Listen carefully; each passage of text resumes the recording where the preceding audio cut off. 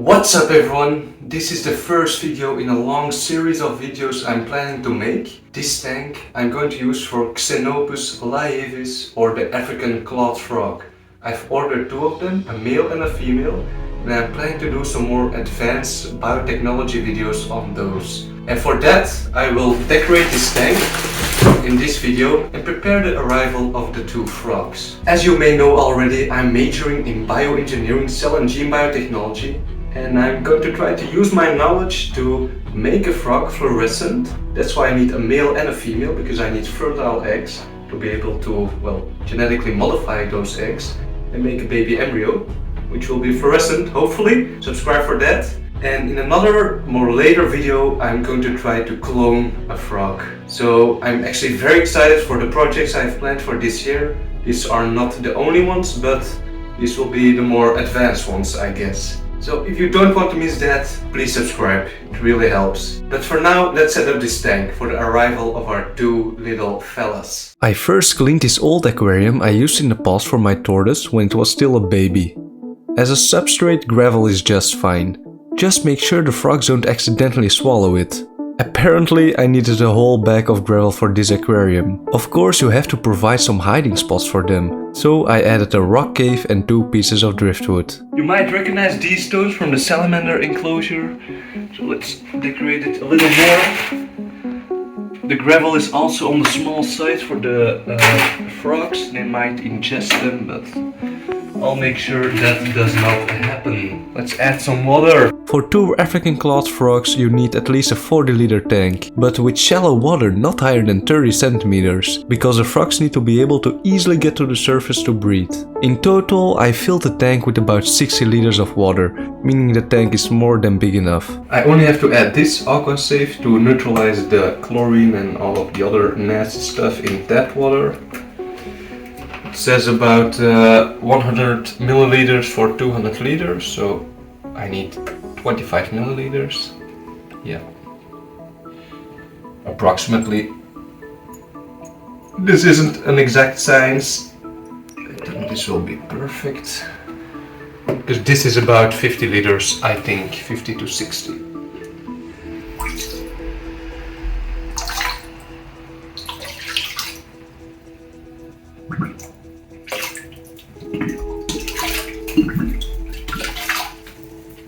Alright, they have some hiding spots. The water is still a little cloudy, but it has to settle down. It's from the gravel. Alright, we're 2 days further and the frogs have arrived. 2 golden colored Xenopus African clawed frogs. The tank has cleared up pretty nicely. I've bought a new filter here. Just for now, I'm putting the bag in to let the water temperatures of both the bag and the aquarium become the same, of course. You always have to do that. Here you can see them pretty nicely. Otherwise you might get a shock from the difference in temperature. It's a female, the larger one, and then a male. Awesome. Alright guys, I've let it sit like this for about 45 minutes. So the temperatures should be equal. Let's gently transfer them to the tank. If I'm able to open this at least. Alright, I don't want to transfer the water they're in now to this because it's very dirty, full of poop. So I'm just going to take them out very gently. My hands are clean, but not with soap, because that's toxic to them.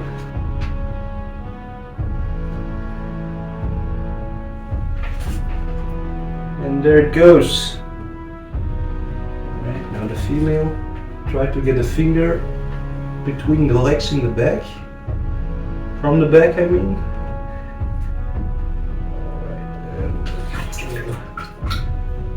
And there goes a female.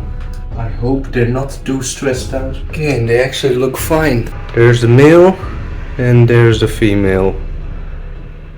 Awesome. It's time to feed them, or try to feed them.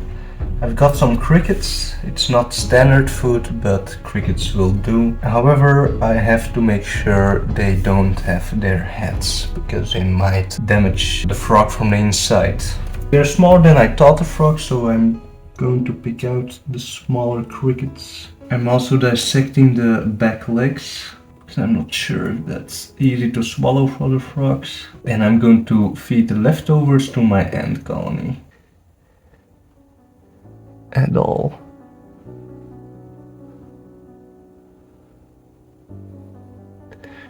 Do I really need to present the food in front of it?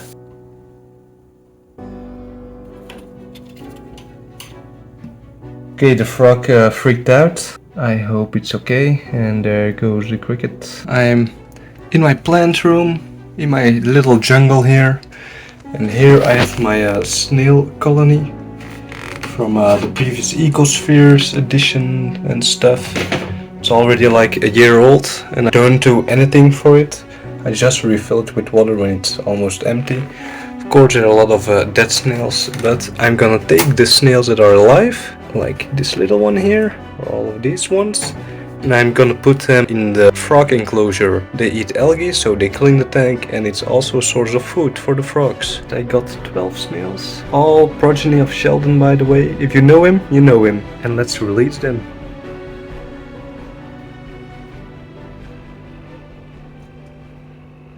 Here you can see some feeding clips from the next days.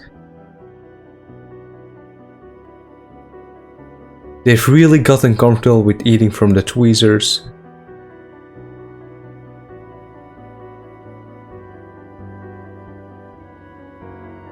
By the way, I still have to name these guys, so if you have any suggestions for both the male or the female, leave them in the comments.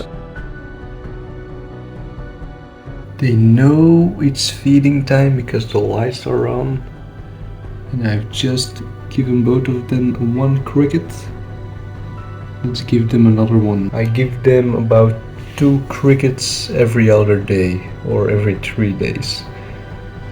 And they seem to be a little bit fat already.